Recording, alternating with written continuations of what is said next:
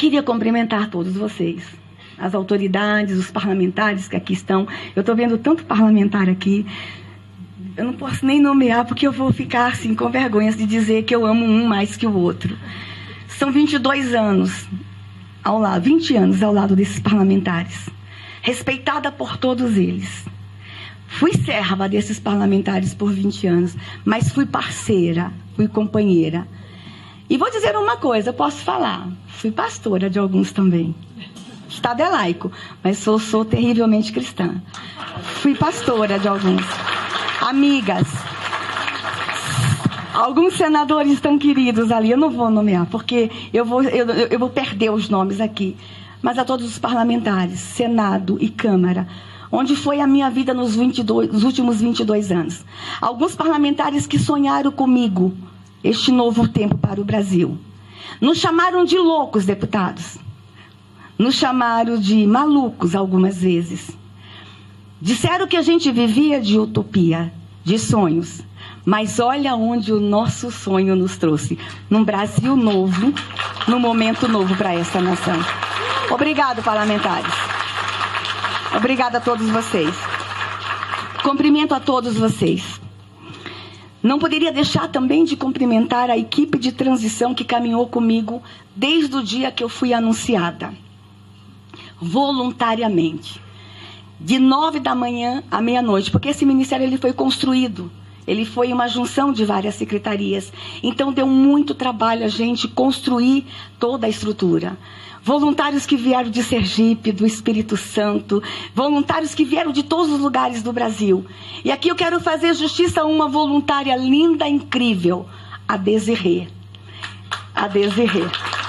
Desirê que veio do Mato Grosso do Sul, jovem, negra, extraordinária, e que veio nos ajudar a escrever as políticas públicas para a Secretaria da Mulher, e por ter sido vista lá nos corredores, sofreu tanto na imprensa. Nosso abraço, nosso carinho a Desirê, e ela não está fora desse time, saibam disso. Quero agradecer ao presidente Bolsonaro por ter acreditado e confiado e me convidado para ser a ministra. Alguns disseram que eu não tomaria posse ontem. Oh, consegui, yes! Disseram, inclusive, que iam me matar. Não conseguiram. Estou aqui. Agradeço ao presidente Bolsonaro, mas antes de tudo eu agradeço a Deus por essa oportunidade. Em 2018, a Declaração Universal dos Direitos Humanos completou 70 anos. Temos muito a comemorar. No entanto, ainda temos muito no que avançar. Avançar no cuidado integral, na construção e implementação de políticas públicas que não sirvam mais para fins eleitoreiros e enriquecimento ilícito. Temos que avançar na construção e efetivação de políticas públicas que sejam duradouras, estruturais e promovam ao nosso povo melhores condições de vida plena em todas as suas vertentes. E por falar em vida, eu falo vida desde a concepção.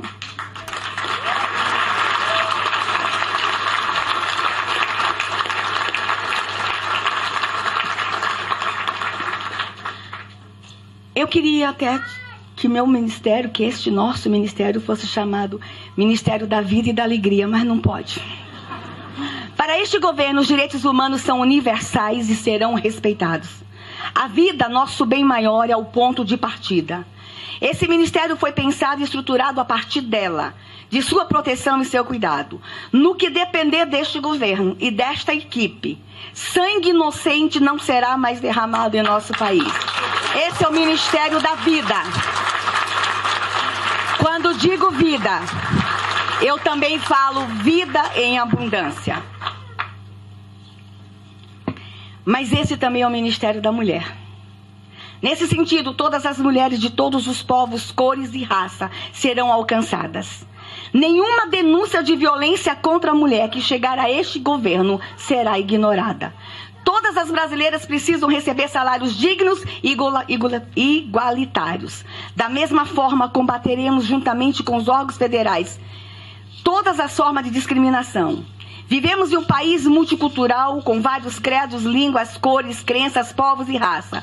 E isso talvez seja um dos nossos principais ativos. Lutaremos por eles. Tudo isso já é protegido por nossa Constituição e pelo Tratado Internacional de Direitos Humanos, do qual o Brasil é signatário. Mas as mulheres terão prioridade nesse ministério. Nossas avós, mães, meninas, enfim, nossas brasileiras terão o respeito que merecem. E lutaremos para que não sejam tratadas mais como massa de manobra. Temos a garantia de nosso presidente da República, de que as brasileiras terão voz e serão escutadas por este novo e restaurador governo que se inicia. Somos o 5º país do mundo em feminicídio. Que vergonha! A cada 11 minutos uma mulher é estuprada. A cada 7 minutos uma mulher sofre algum tipo de violência. Chega, basta. Chega de violência contra a mulher nessa nação. Este é o Ministério da Família. De igual forma, nossas famílias têm assento especial à nossa mesa. Para isso, criamos a Secretaria Nacional da Família, que cuidará especialmente de nossas famílias. Nossos homens, assim como nossas mulheres, também serão respeitados e cuidados. Todos merecem oportunidade e apoio para cuidarem de suas famílias, seja qual for a sua configuração. Deixa eu aqui dar um testemunho. Eu e minha filha somos família. Eu sou uma mulher sozinha com uma filha. E nada vai tirar de nós esse vínculo. Nós somos família. E todas as configurações familiares nesse Brasil serão respeitadas.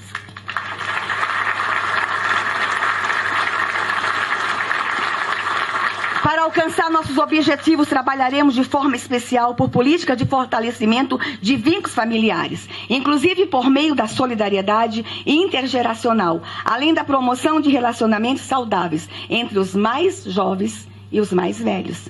Deixa eu dizer uma coisa, vocês ficam perguntando, mas que políticas públicas não são consideradas famílias? Deixa eu dar um exemplo. Nós temos no Brasil uma excelente iniciativa que é o Enem. Mas o que acontece com o Enem? O menino de 16 anos faz o Enem, passa no Enem lá no interior do Rio Grande do Sul para fazer medicina lá no Amapá. Ele é retirado do seio familiar e é levado por um estado tão longe. Longe de sua família, longe do seu povo, uma cultura diferente, e é colocado num alojamento. Sabe o que está acontecendo nas universidades do Brasil? Tristeza, dor, depressão por saudade.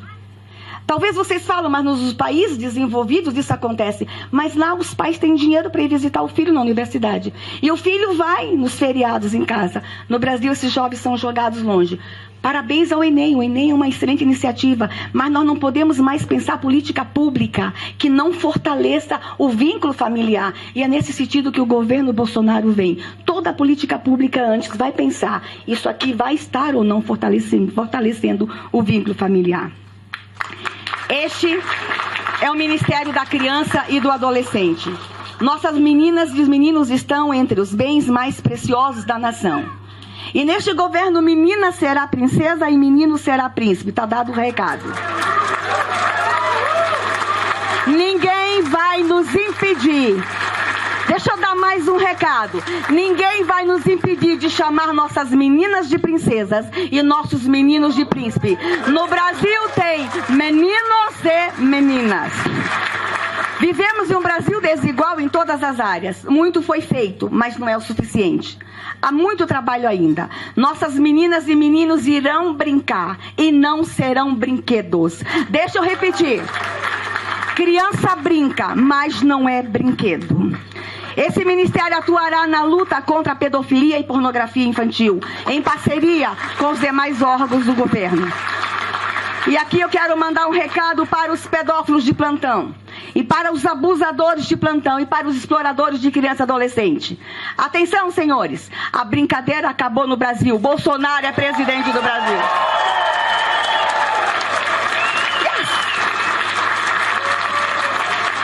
Deixa eu mandar um recado também para os turistas que fretam aeronaves para vir no Brasil pegar nossos meninos e meninas. Venham para o Brasil. Venham conhecer a floresta amazônica. Venham na Bahia comer acarajé. Vai no Rio de Janeiro conhecer o Cristo Redentor Copacabana. Vá lá em Minas comer pão de queijo. Vai no Rio Grande do Sul comer churrasco. Mas não venha no Brasil mais pegar crianças e adolescentes, não. Porque Bolsonaro é presidente do Brasil. Um novo tempo nasce nessa nação. Seremos implacáveis com aqueles que destroem a infância das crianças brasileiras. Os abusadores, os consumidores de pornografia infantil, o crime organizado, entre outros. E aqui eu quero lembrar, Sérgio Moro é ministro do governo Bolsonaro. Seremos proativos para evitar a gravidez inesperada que alcança meninas cada vez mais novas. Não negligenciaremos as necessidades e enfrentaremos os desafios em relação às crianças e adolescentes em situação de vulnerabilidade, sobretudo as mais pobres e as de comunidades tradicionais, as invisíveis. Um dos desafios desse atual governo é acabar, com o abuso da doutrinação ideológica. Trabalharemos junto com o poder público para construir um Brasil em que nossas crianças tenham acesso à verdade e sejam livres para pensar. Acabou a doutrinação ideológica de crianças e adolescentes no Brasil.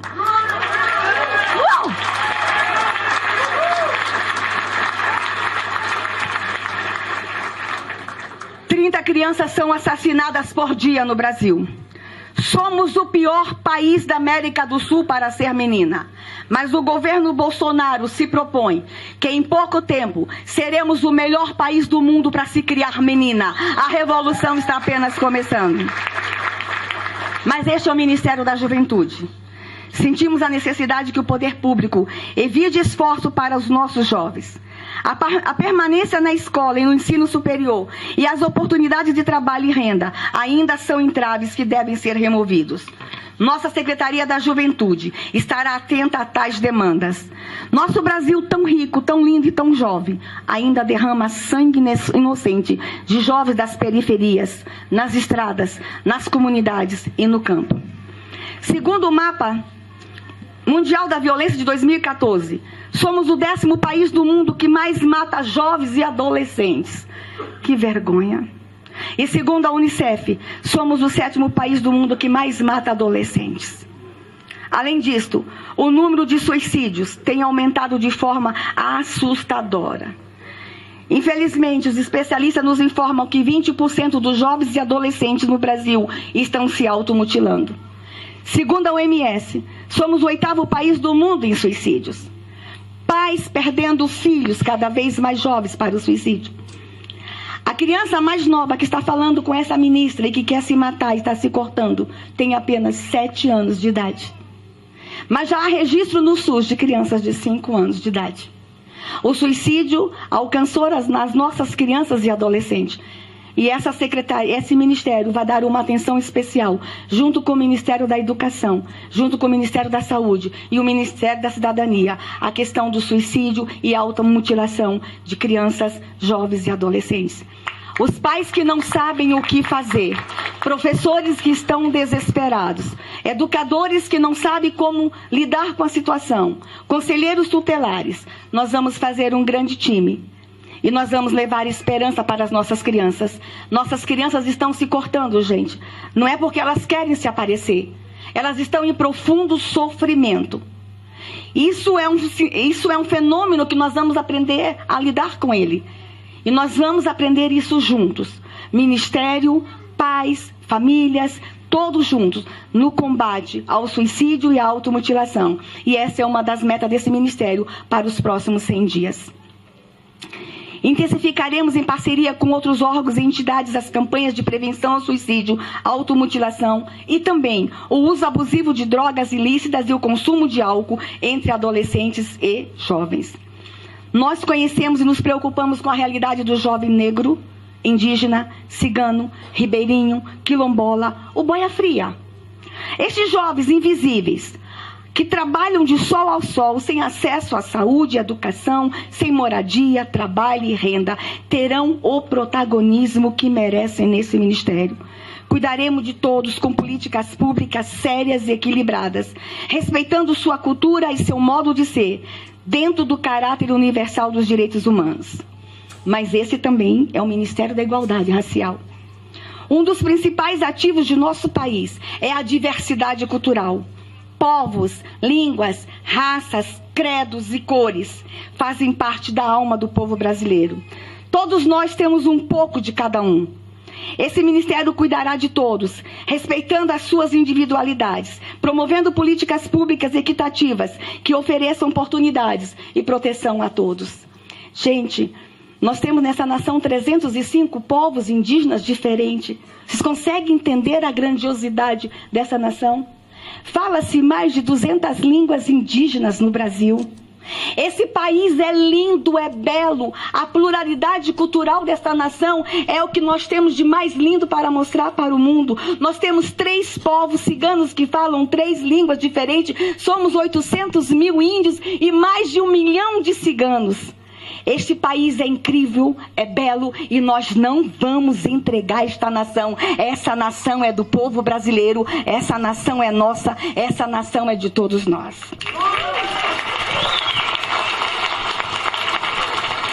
Mas este ministério também é da pessoa idosa. Nossos idosos e idosos contribuíram muito com a nossa nação e serão honrados por isso. Além de tudo, boa parte deles está no mercado de trabalho. Alguns por opção, mas muitos por necessidade econômica. Muitos no momento em que deveriam receber cuidados, ainda são arrimos de família. Lutaremos com os idosos, por meio da Secretaria do Idoso, para que o Estatuto do Idoso seja respeitado integralmente nessa nação. Mas este é o Ministério da Pessoa com Deficiência. Quero falar especialmente com as pessoas com deficiência. A Lei Brasileira de Inclusão é uma das nossas principais bandeiras. E aqui quero dizer aos nossos parlamentares, foram 14 anos para a gente aprovar a LBI no Congresso Nacional. Chega a doer falar isso para vocês. Uma lei tão importante. 14 anos de luta. Vocês não têm ideia os entraves nos bastidores que nós, assessores, tivemos que enfrentar. E os parlamentares comprometidos com as pessoas com deficiência. Consegue imaginar? 14 anos para aprovar uma lei de inclusão no Brasil. A lei está aprovada desde 2016, 2015. E ela ainda não foi regulamentada. E aqui eu trago a boa nova. O presidente Bolsonaro determinou que nos próximos meses seja regulamentada a Lei Brasileira de Inclusão. Essa é uma nação que vai incluir. Trouxemos para o Ministério pessoas muito especiais que falam com vocês e que sabem o que estão fazendo. Nossa Secretaria da Pessoa com Deficiência terá o papel de desenhar e implementar políticas públicas especiais e lutar pela legislação que garanta tais direitos. A acessibilidade, em todos os níveis, ainda é um desafio que superaremos juntos. Contem conosco. E aqui, quando eu falo da regulamentação da LBI, a Secretaria estará ainda aos acampamentos de ciganos, para saber qual cigano ainda não tem com deficiência, que ainda não tem benefício. A Secretaria estará indo nas aldeias que nos forem abertas. Todos os índios com deficiência terão acesso ao benefício. A Secretaria estará indo às ruas, buscando as pessoas com deficiência que estão jogadas, algumas no fundo de uma casa, sem nenhuma assistência, abandonada pela família. As pessoas com deficiência serão e estarão no protagonismo deste ministério. É um novo tempo para as pessoas com deficiência no Brasil. Mas este também é o Ministério da Proteção Global. Lutaremos contra a tortura. Teremos um diálogo aberto com a comunidade LGBTI. Nenhum direito conquistado pela comunidade LGBTI será violado. Combateremos o trabalho escravo. Apoiaremos as pessoas em situação de risco, o morador do semiárido, o morador de rua. Protegeremos as testemunhas ameaçadas e promoveremos a educação integral voltada aos direitos humanos. Agora eu quero falar de mim. Quero falar um pouco de mim e meu sonho para esse ministério. Sou mulher, nasci mulher, sou mãe adotiva, sou cristã. Nasci no Paraná, estudei em São Paulo, segui para o Nordeste. Morei na Bahia, Sergipe e me autodeclaro sergipana.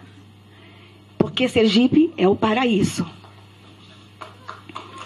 Estou há mais de 20 anos em Brasília. No entanto, passei boa parte de minha luta lá no Nordeste, então eu sou nordestina. Meu coração é nordestino. Sou como muitas mulheres brasileiras. Trabalho, cuido da minha casa e da minha família. Vivi a dupla jornada, como muitas das mulheres no Brasil. Boa parte da vida tripla, durante as faculdades de pedagogia, direito e os cursos de especialização. Trago a experiência de mais de 30 anos na luta pelos direitos humanos. Já dormi na rua para proteger meninas e meninos de rua. Tem um deputado ali que me conhece desde que eu tinha 2 anos de idade. Já caminhei com os perseguidos em todas as esferas que vocês possam imaginar. Já apanhei da polícia na rua, e muito. Não era para falar isso, mas eu vou falar. Conheço de perto a luta dos povos indígenas. Sou mãe de uma menina indígena. A mais linda indígena do mundo é minha filha.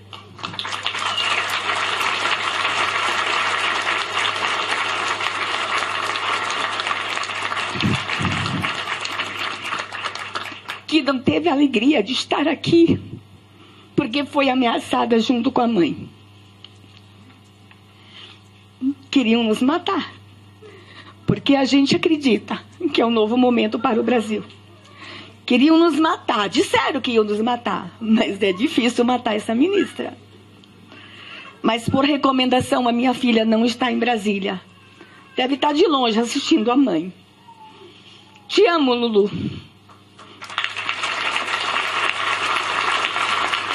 Minha história.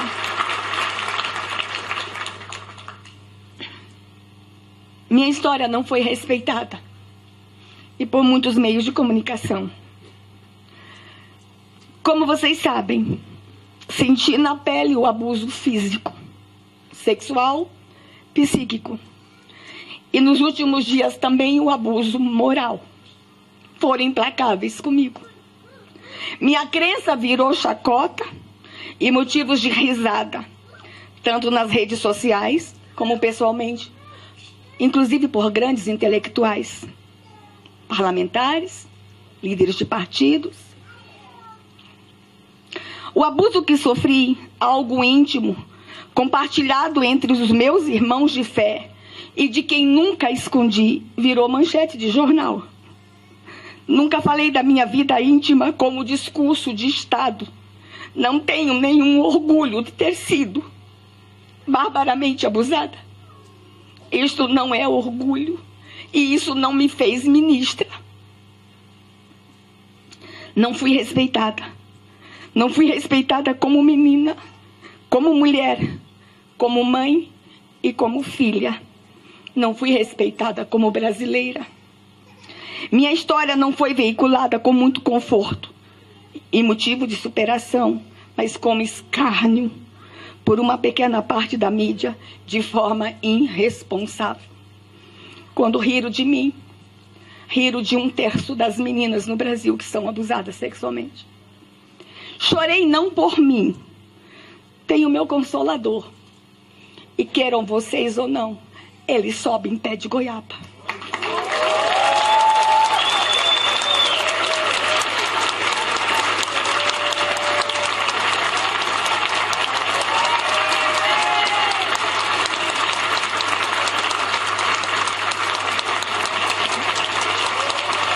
Chorei.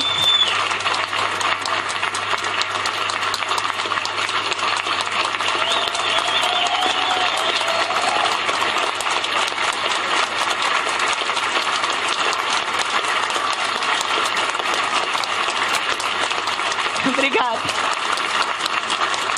Chorei, não por mim. Chorei pelas meninas e meninos que são abusados, violentados e maltratados em boa parte das vezes na sua própria casa. Mais de 60% dos abusos acontecem dentro de casa.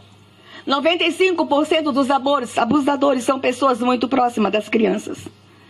Algumas abusadas nas escolas, nas igrejas, nos lugares onde congregam para celebrar suas fé. Por aqueles que deveriam protegê-las. Chorei por aqueles e por aquelas humilhados e maltratados, que nem sempre têm um lugar para subir e chorar. Eu tive. Eu tive um lugar para clamar por alguém que veio em meu socorro. Eu tive. Choro por aqueles que o Estado não alcança e que algumas vezes não faz o mínimo esforço para alcançar. Choro pelas minhas crianças indígenas, pelas mães indígenas que gritam por socorro. Não é lenda, não é brincadeira. Mulheres indígenas nesse país ainda são obrigadas a enterrar suas crianças. E eu quero deixar bem claro aqui uma coisa. O índio ama desesperadamente seu filho. Os índios amam desesperadamente suas crianças. E alguns índios, em nome da cultura, e por não saber o que fazer, às vezes são obrigados a sacrificar suas crianças. E a gente finge que não sabe. Eu vou contar uma coisa para vocês. São 305 povos. Não são todos os povos que ainda matam suas crianças. Pouquíssimos. 10, 15. Mas vocês acham que a mãe indígena quer matar seu filho? Vocês acham que é confortável para uma mãe indígena enterrar sua criança viva neste país? Essas mães choram na floresta. E o nosso silêncio soa para mim como hipocrisia do branco dominante.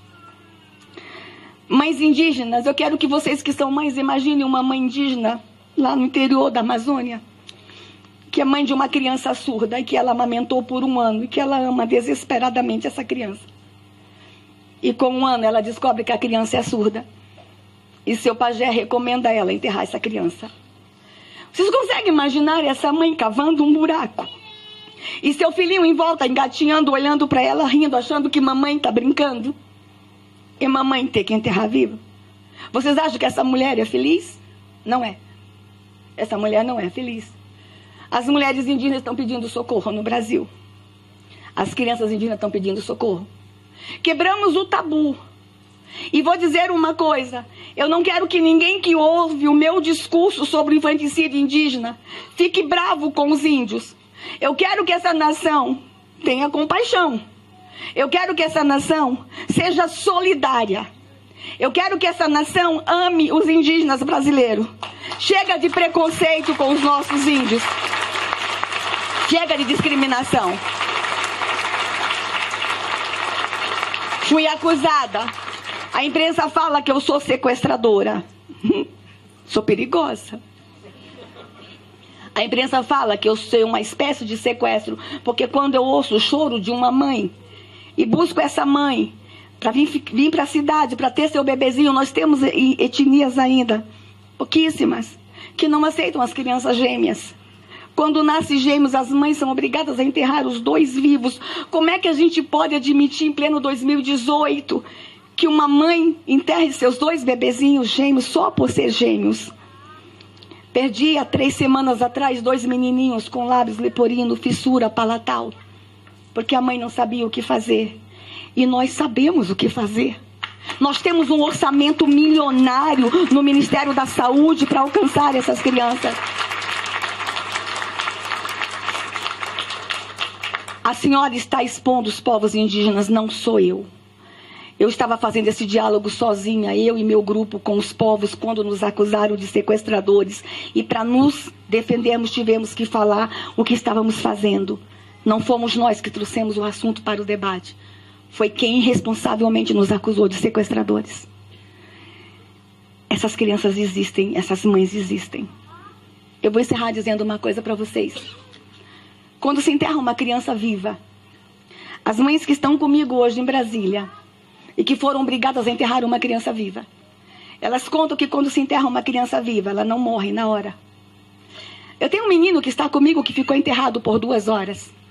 O Brasil inteiro viu o caso de Canarana, de uma menininha que ficou enterrado por 7 horas e milagrosamente sobreviveu há menos de 6 meses atrás. As mães dizem para mim que quando se enterra uma criança viva, ela não morre na hora. Ela chora debaixo da terra. Ela chora por muito tempo antes de morrer. É o choro, ministro Osmar, que os governos anteriores não escutaram.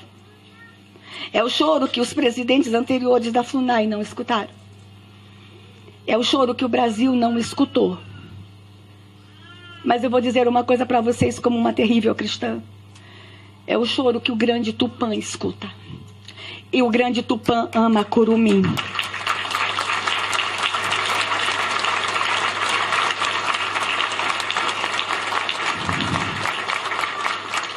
Chega de choro de curumim. Chega de choro de criança indígena. Chega de choro de crianças com deficiência. Chega de choro nos lares. Chega de choro nessa nação. Eis que surge o Ministério da Vida e da Alegria. Sejam todos vocês bem-vindos.